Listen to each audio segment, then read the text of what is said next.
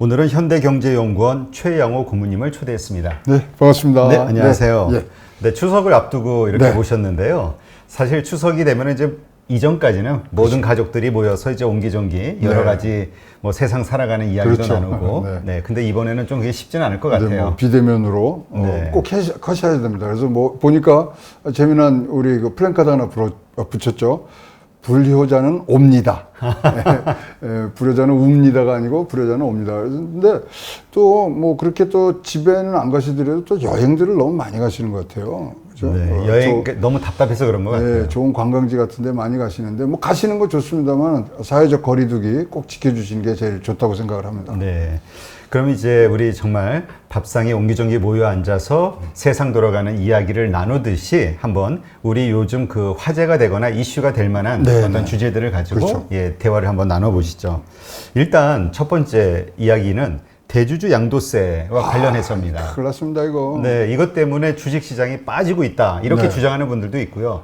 별 영향은 없다. 이렇게 얘기하시는 분도 있고. 왜냐면 이제 그때 이제 주주명부 폐쇄할 때까지 이걸 팔아야 되니까 지금부터 이 타이밍을 보면서 조절을 해 나가야 되는데 현재는 지금 3억으로 돼 있단 말이죠. 네. 대주주 요건이 내려와서. 근데 사실 제가 이제 취재한 바는요. 4월 달에는 사실 15억으로 늘리자 그랬어요. 아, 그래요? 왜냐하면 주식시장이 그때 너무 폭락을 했지 않습니까? 그래서 지금은 세수 확보와 시장 활성화라는 그 두 가지 사이에 갈림길에서 지금 고민을 하고 있는데요. 일단 저 문재인 정부의 이제 경제 정책 중에 지금 그래도 몇 안 되는 좋은 그런 성과를 내고 있는 게 주식시장인데 주식시장을 또 이건 움츠리게 하는 그런 부분이 있기 때문에 이러면 수급에 굉장히 영향을 줍니다. 왜냐하면 다 갖다 팔고 양도세가 33% 나오거든요. 근데 이게 문제는 이야기를 들어보니까 일단 지금 현재는 기존은 10억까지죠. 그럼 10억이죠. 예. 네. 근데 이게 집계 좀비 속이라. 네. 다 합해야 됩니다. 예. 그러니까 이게 알 수가 없는 거잖아요. 내가 그런데 저 우리 장인어른이 뭐 하고 있는지, 아, 장모님이 뭐 하는지, 네. 아버님이 뭐 하는지 다 까야 돼요. 알 수가 없잖아요. 네. 그래서 이제 또 3억이라는 게 뭐 굉장히 큰 뭐 코스피의 회사들은 3억이 아무것도 아니지만 코스닥으로 가면 뭐 3억이 굉장히 모이기가 쉬운 그런 뭐 부분들이 되니까 조금 절충안이 나왔으면 좋겠는데 하여튼 제가 취재한 바로는 지금 이것을 가야 되는지 말아야 되는지 고민 중. 그리고 여당의 국회의원들조차도 지금 뭐 국회 지금 열리고 있습니다만 그 과정에서 이거는 조금 안 좋다. 이런 의견들이 지금 뭐 간발적으로 나오기 때문에 이 부분 어떻게 생각해야 될지 지금 좀 보셔야 되는데 빠른 시일 내에 이거는 결정을 나라에서 해줘야 돼요. 그렇죠. 예, 거기다 여기 요번에 이제 경제 뭐 공정경제 3법, 경제 3법 뭐 또 야당에서는 기업규제 3법이라고 하는 거기에 공정거래법을 이제 재개정하는데 거기 자회사 요건을 조금 이제 강화를 하고 있거든요. 그러면 그 갖고 있는 주식을 또 팔 수가 있어요. 어떤 시장에. 식으로 강화를 이거 하나요? 그러니까 10%씩 지금 올리고 있거든요. 그 이제 그 지분율을 자회사의 지분율을 그러면 이것을 시장에 내다 팔 수가 있습니다. 그러면 요번에 이런 이 대주주 양도세 부분과 그런 공정거래법의 자회사 규정에 바뀐 것들이 합쳐지면 굉장히 시장 교란의 요인이 될 수 있기 때문에 큰 뭐 좀 소동이 있을 것 같고요. 그 다음에 이제 지금 뭐 어쨌거나 부동산에 들어갈 자금을 조금 이제 주식시장에서 받아주는 부분들이 있기 때문에 그런 부분들도 조금 염두에 두셔서 지금은 좀 옥죄어 있는 것보다는 조금 더 활기 있게 놔두는 것이 좀 낫지 않겠냐 그런 뭐 개인적 소견을 좀 말씀드리고 싶습니다. 네. 사실 뭐 집값이 요즘 뭐 다 10억이 넘으니까요. 아, 그렇죠. 근데 3억이 넘는다고 대주주가 된다는 게 조금 어떻게 보면 좀 웃기기도 하고.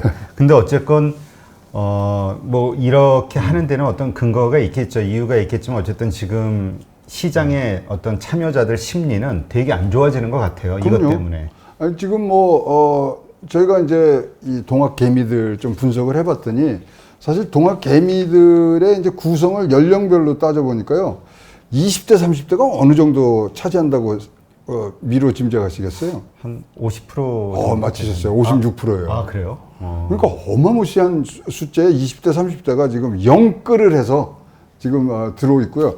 뭐 30대, 40대도 아시겠지만 뭐 15%, 20% 이제 그렇게 들어가고 있기 때문에 사실 이것이 지금 이 뭐 돈의 가치가 떨어지는 뭐 금리 인하 뭐 등등 여러 가지를 따졌을 때 지금 인플레이션이 올 수 있는 그런 계기들이 오는데 그거에 해지를 위험 회피를 하기 위해서 가장 좋은 게 주식이거든요. 여기도 또 옥죄면 조금 이제 국민들이 좀 불만이 나올 것 같고요. 현재 우리나라가 이제 갖고 있는 그 광의의 통화량 M2라 그러죠. 그게 3,092조예요. 아, 네. 올해만 126조가 올랐기 때문에 돈이 갈 데가 없습니다. 그럼 주식시장으로 당연히 자연스럽게 몰린 건데 거기를 규제하는 부분들은 조금 미루셔도 되지 않겠느냐. 어차피 이번에 재정 적자 아닙니까? 이럴 때 너무 세수에 이렇게 뭐 목매달다는 표현이 좀 과하겠습니다만은 재정 적자가 나는 거를 국민들이 분명히 이거는 양해를 해줄 부분이라고 생각을 합니다. 네. 근데 지금 그 논란되는 그 불안감이 뭐냐면은 이게 자신도 모르게 그러니까 부모님이 올라갈 수 됐든 있죠. 뭐 이렇게 연계가 되죠. 몇 년 후에 세금 폭탄을 맞을까봐 맞죠. 예, 신고를 안 했으니까 가산세까지 예, 붙죠. 가산세 때문에 근데 그 사실 뭐 우리 형님한테 뭐 무슨 주식 얼마 갖고 있어요? 이거 뭐 물어보기도 그렇네요. 그건 뭐 개인 재산권인데. 그렇죠. 아니 그 형님을 떠나서 형님하고는 좀 상관이 없는 것 같고 예. 그 어머니, 예, 아버님, 예, 그렇죠. 장인, 장모 이게 그리고 아들과 손자까지니까 이게 참 애매하네요. 그러면 어쨌건 이러한 것들 때문에 지금 그 불안하니까 일단 좀 매도를 하고 보자. 그렇죠. 이러한 심리가 지금의 어떤 주식시장에 며칠 전 그 하락을 네. 이끈 거 아니냐라는 분석도 있거든요. 네, 이제부터 시작이고요. 사실 이제 지금 동학 개미 군단 개인 투자자들이 사실 뭐 순매수 56조, 그다음에 예탁금 60조에서 한 100조 정도를 지금 시장에서 갖고 가고 있거든요. 그다음에 뭐 신용으로 지금 대출받은 것만 해도 17조예요. 그 뭐 2월달, 3월달에 보면 한 7배 오른 거거든요. 그러니까 네. 진짜로 영끌을 하고 진짜 수익을 어디서든지 창출해서 이 위기를 넘기려고 하는 부분인데 세금으로 걷어간다? 이 뭐 별로 좋은 소리는 안 나올 것 같습니다. 네. 하여튼 뭐 반응이 지금 너무 싸하니까 아마 기재부를 포함해서 좀 생각들이 바뀌지 않을까라는 기대가 되는데요. 예, 그런 기류는 분명히 제가 좀 느끼고는 왔습니다. 그래서 당초에는 이제 15억까지 늘리자는 게 올 초 얘기인데 폭락이 되고 뭐 또 주식시장이 화랑되니까 다시 내년 1월부터 가는 그 부분들로 갔는데요. 조금 조정이 있을 것 같다는 가능성을 조심스럽게 여러분과 같이 공유를 하도록 하겠습니다. 네. 그럼 이번에는 그 국제 정세를 좀 살펴보면은 한반도를 미국과 중국의 실세들이 찾아오고 있다. 네. 이런 얘기가 있는데요. 이걸 좀 설명해 주시죠. 지금 이제 폼페이오 장관이 일본의 스가 뭐 새 총리를 만난 이후에 10월 7일 한국을 온다고 이제 됐고요. 그러다 보니까 이제 중국하고 이제 한국하고는 큰 외교 이벤트가 두 개가 있어요. 첫 번째가 이제 시진핑 주석의 방한. 그리고 연말에 있는 한중일 정상회담이 있습니다. 그것을 조율하기 위해서 지금 왕이 외교부장이 뭐 연달아서 한국을 찾는다 그러는데 두 분 다 뭐 속내가 다른 속내를 갖고 오지 않겠습니까? 네. 그래서 그런 부분들이 지금 뭐 참 이례적으로 이렇게 오는데 사실 뭐 중국은 양제스크 국무위원이 뭐 지난달에도 왔다 갔고요. 그래서 왜 이렇게 자주 오나 뭐 이런 생각도 들 정도인데 지금 뭐 첨예하게 이제 붙어 있는 부분은 뭐 미국이 이제 11월 대선을 끝나고서는 이제 새로운 체제가 가든지 하여튼 새로운 출발을 해야 되는데 거기에 대비를 해서 어떤 식으로 이제 정책을 쓰냐. 근데 쉬운 말로 야 우리 편해. 그럼 내가 잘해줄게. 이 메시지가 분명히 깔려 있고요. 또 그런 것들이 안 먹히면은 최소한 뭐 워닝은 주고 가겠죠. 너 중국하고 놀면 진짜 정말 노숙 국물도 없어 이렇게 나가는 거고요. 미국도 마찬가지죠.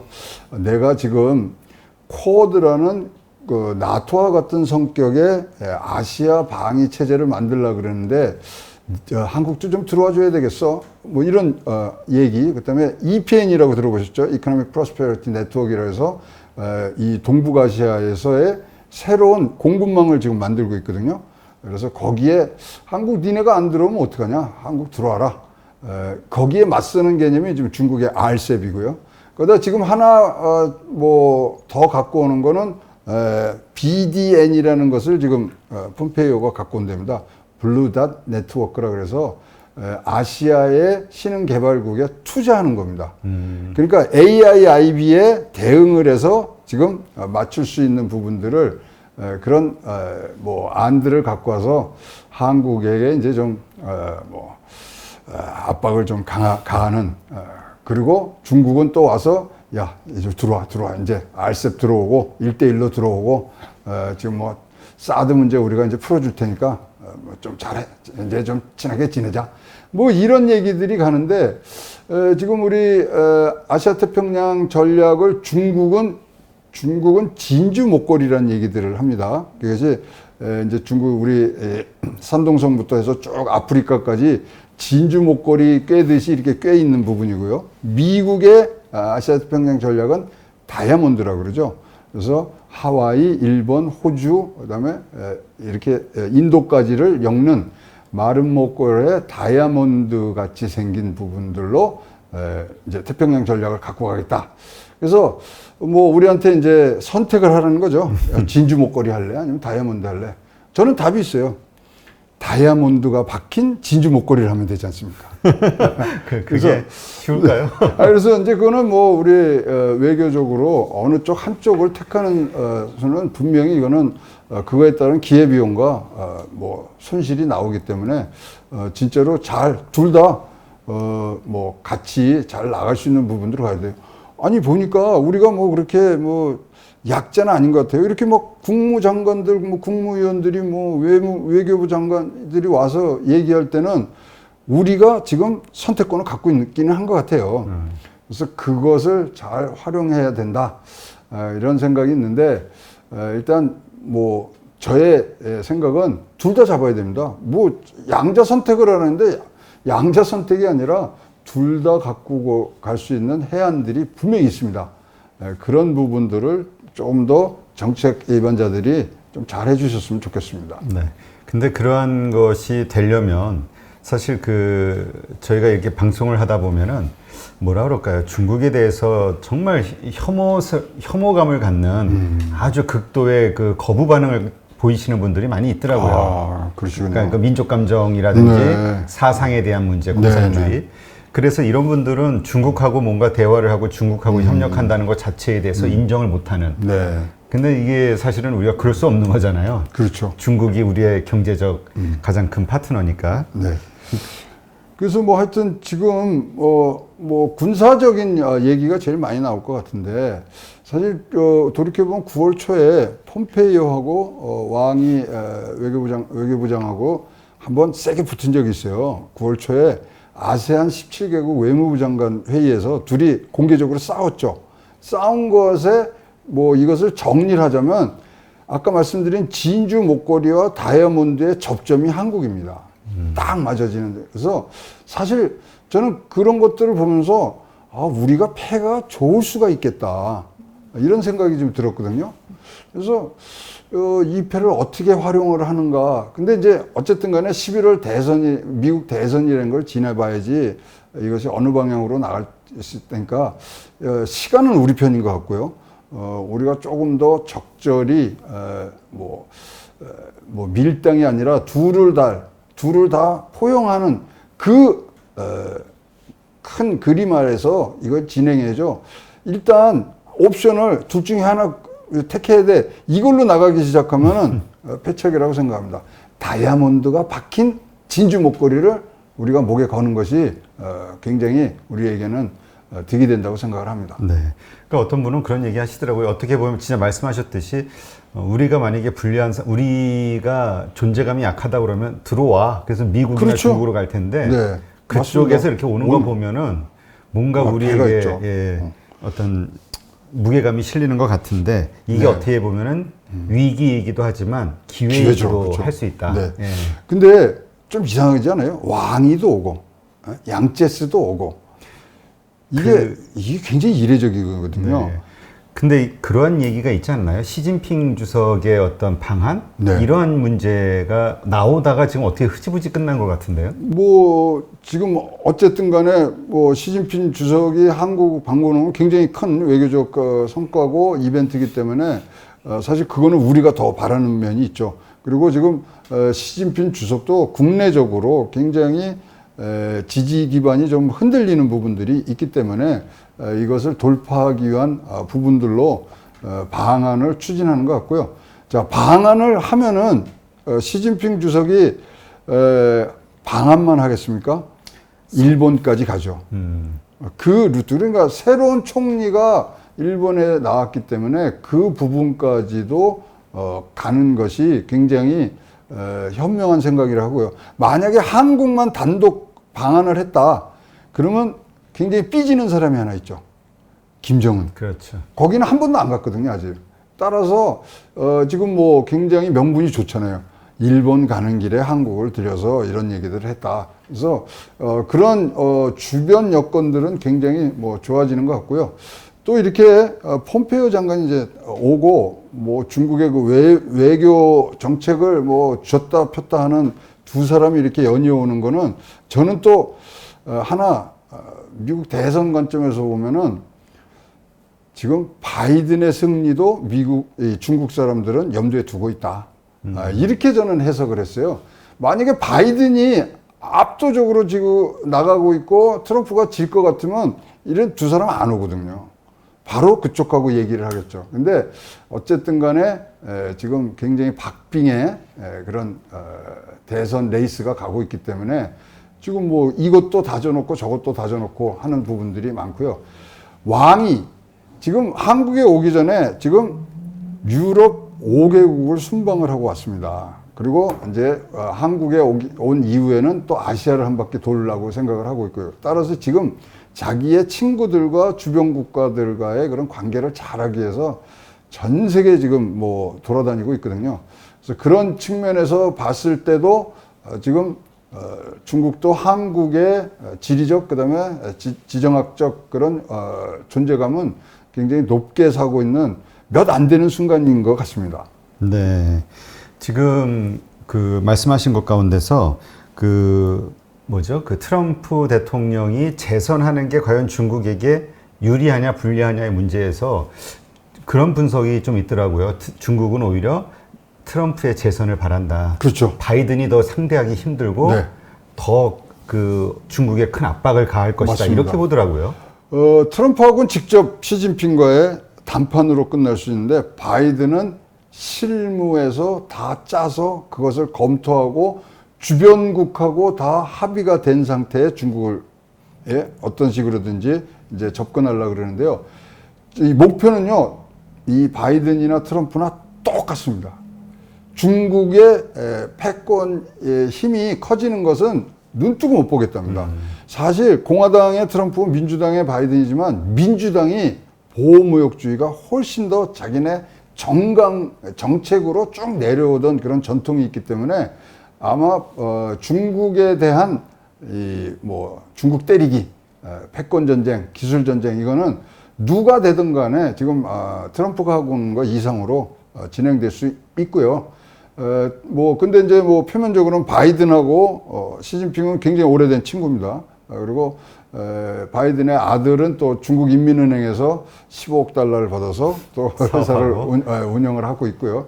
그런 점들을 봤을 때 하지만 나라의 지도자가 되면 그런 사적인 인연은 이제 창고방에다 갖다 넣어야 되는 부분이 있기 때문에 이 부분은 계속적으로 우리가 똑같은 일이 벌어질 것이고 누가 되든 간에 상관없이 미중 간의 패권 전쟁은 계속된다. 이렇게 상수로 두고 사업을 꾸며나가시는 게 제일 좋을 것 같습니다. 네. 근데 지금 말씀하신 것처럼 어떤 분들은 바이든이 친중이다. 그래서 정말 미국 대통령이 되면 진짜 미국의 앞날이 불안하다. 이런저런 이야기들 하시는데 정말 다른 분들의 의견을 또 들어보면 그런 것도 있더라고요. 이미 그러한 어떤 친중, 그러니까 중국과의 어떤 밀접한 관계가 네. 형성이 돼 있다라는 그 사실 때문에 오히려 더 조심스럽고 네. 오히려 더 거칠게 까칠하게 맞습니다. 대할 수밖에 없는 모든 게 오픈이 되니까. 네, 정확하십니다. 그거는. 그래서 뭐 지도자일 때와 또는 개인적인 정치인으로서의 그런 친분 관계 이런 거는 사실 뭐 미국의 시스템이 그런 것들을 뭐 자기가 사사롭게 쓰는 것을 굉장히 싫어하는 그런 체제이기 때문에 뭐 똑같은 현상 지금 뭐 한 채 양보도 없는 이 전쟁은 계속된다고 봐야 되겠습니다. 네, 그렇군요. 네, 그러면 이제 좀 가벼운 주제로 말씀을 네. 나누면 이제 추석에서 매년 반복되는 이야기가 추석 밥상에서 싫어하는 이야기. 너 결혼 언제 할래? 뭐 이런 얘기. 제일 맛없는 반찬이죠. 식당에서. 괴롭죠. 네. 네. 근데 지금 작년에 우리 이제 결혼한 건수가 24만 건이에요. 네. 그 대개 30만 건이 넘었었는데 확 줄었죠. 그다음에 코로나 때문에 뭐 올해 같은 경우는 4월 달에는 전년 대비 결혼하는 혼인 수가 혼인 건수가 24%가 줄었고요. 4월, 5월, 6월, 뭐 6월, 7월까지 다 뭐 굉장히 큰 폭으로 줄고 있습니다.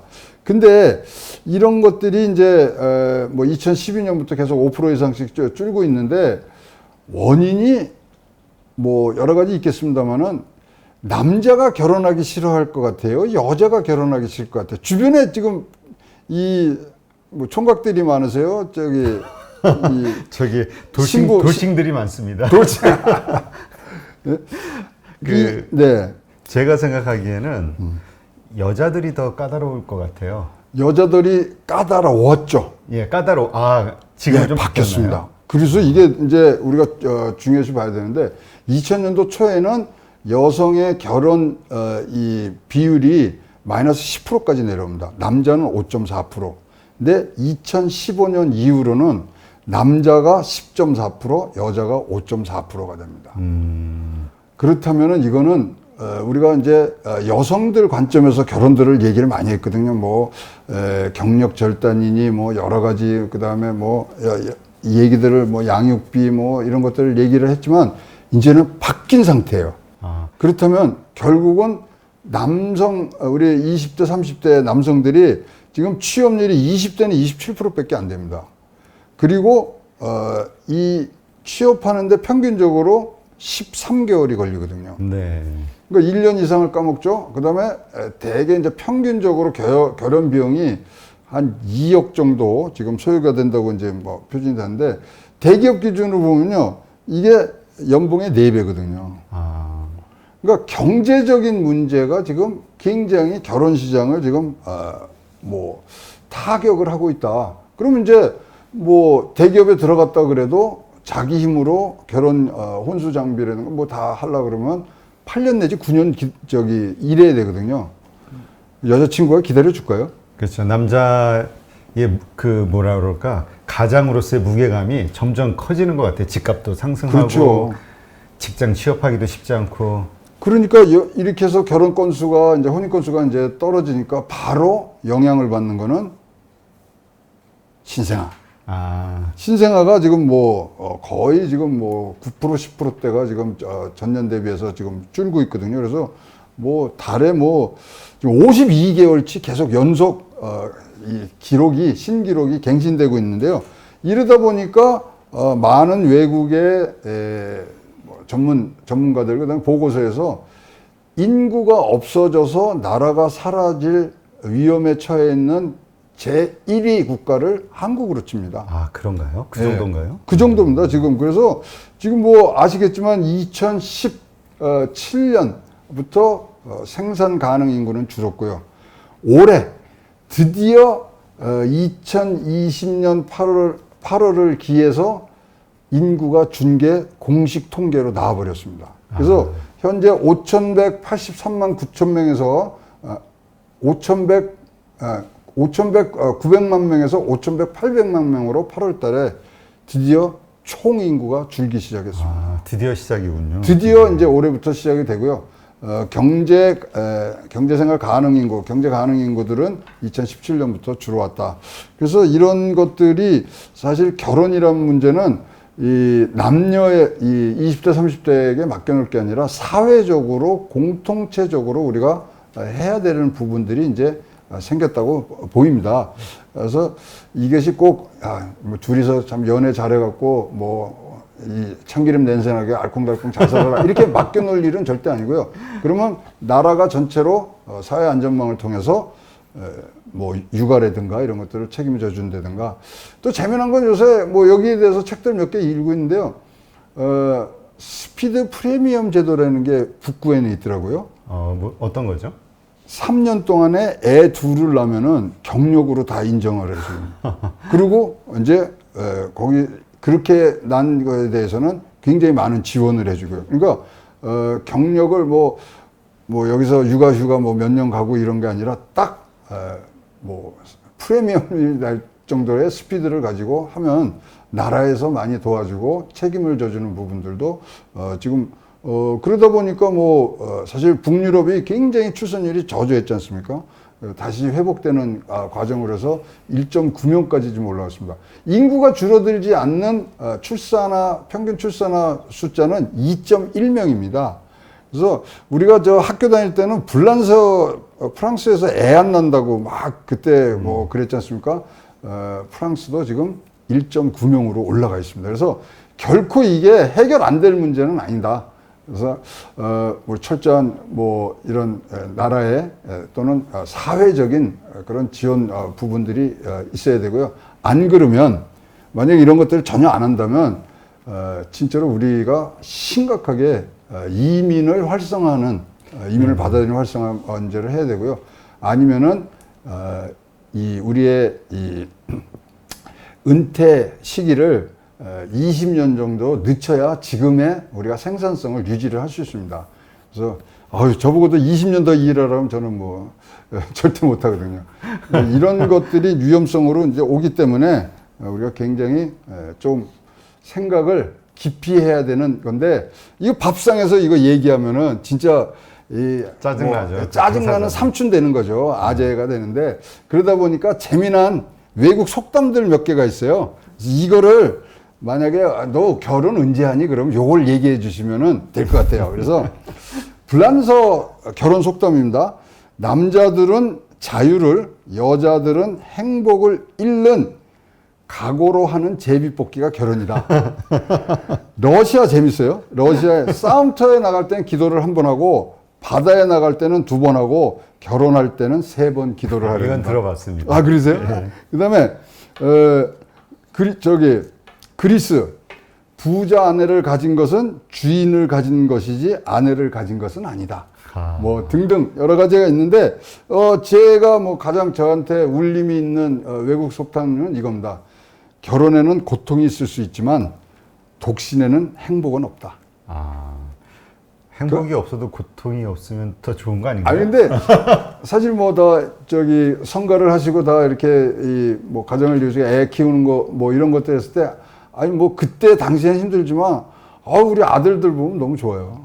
그랬어요? 든든하고요. 진짜 든든합니다. 그래서 그런 것들이 주는 이 뭐 굉장한 이 행복감은 사실 뭐 뭘로도 뭐 바꿀 수 없다고 생각하기 때문에 결혼들 좀 웬만하면 좀 전향적으로 생각하시고 결혼을 좀 많이 해주십시오. 우리 나라가 없어진답니다 지금. 아니 그러니까 나라 안한보다 왜냐면 갑자기 그 얘기 하시니까 저도 안 했잖아요. 네. 그러니까 안 한 사람 입장에서 그럼 빨리 하세요. 안 한 사람 입장에서 이제 그러면은 좀 그 주변의 분들이 네. 그 살면서 정말 행복해서 어쩔 수 없는 모습을 보여줘야 되는데 다들 그래도 이제 힘들어하는 모습들을 보여주셔가지고 이제 대표님 저하고 친하게 지내세요. 제가 알콩달콩 저는요. 네. 공개적으로 그 얘기합니다. 다시 태어나도 제 부인하고 다시 결혼하겠다. 사모님 말씀은 들어보셨나요? 예, 거기도 그런 데입니다. 근데 그래요? 우리 집사람은 조건이 하나 있더라고요. 근데 자기가 다시 태어나면 꼭 저랑 결혼하는데 근데 다시 태어나기가 싫답니다. 네, 하여튼 참 가족을 이루고 살아간다는 게 참 쉬운 건 아닌데 어쨌든 뭐 말씀하신 대로 좋은 장점들이 있고. 네. 뭐 아니 개인의 진짜로 이거는 선택인데 네. 하여튼 뭐 안 가본 길과 네. 후회하는 가본 길, 뭐 이것은 개인 선택입니다만은 하여튼 뭐 인구가 항상 힘이 되는 그리고 주변에 그리고 자기의 뭐 자손들이 힘이 되는 순간들은 인생을 살 때 꼭 한 번씩은 오거든요. 네. 네. 근데 그런 이야기도 있는데요. 그 지금 4차 산업 시대가 되고 있기 때문에 인구의 숫자가 국력으로 표현되는 지금의 어떤 기준은 좀 사라질 것이다. 네. 예, 오히려 사람이 많으면 더 살기 힘들어지고, 예, 왜냐면 뭐, 일자리는 막 사라지니까. 어차피 그러나 어차피 이제 뭐 이 생산자적인 문제에선 그렇지만 소비 내수라는 걸 봤을 때는 이 뭐 인구의 절대량이 항상 필요한 거죠. 브릭스라고 옛날에 얘기했지 않습니까? 네. 브릭스, 브라질, 러시아, 뭐 인디아, 뭐 차이나 뭐 이렇게 했는데 브릭스를 선정한 이유가 뭔지 아세요? 인구 성장. 인구가 많은 나라 네 나라를 고른 건데요. 근데 당시에는 그 인구를 바탕으로 한 경제 성장률이 어마어마한 나라였죠. 그래서 브릭스입니다. 네, 알겠습니다. 결혼하는 거, 네, 한번 잘들 안 하신 분들은 생각해 보시고요. 우리 대표님이 하신 안 분들은, 하셨구나. 네, 하신 분들은 그 안 한 분들 앞에서는 항상 행복한 모습만 보여주시기를 바라겠습니다. 지금 뭐 시청자 여러분, 제가 오늘부터 우리 임 대표님의 결혼 추진위원장으로 제가 임명을 해서 계속 제가 뭐 좋으신 분 소개하는 그런 시간들을 많이 만들도록 해보겠습니다. 네, 기대하겠습니다. 네.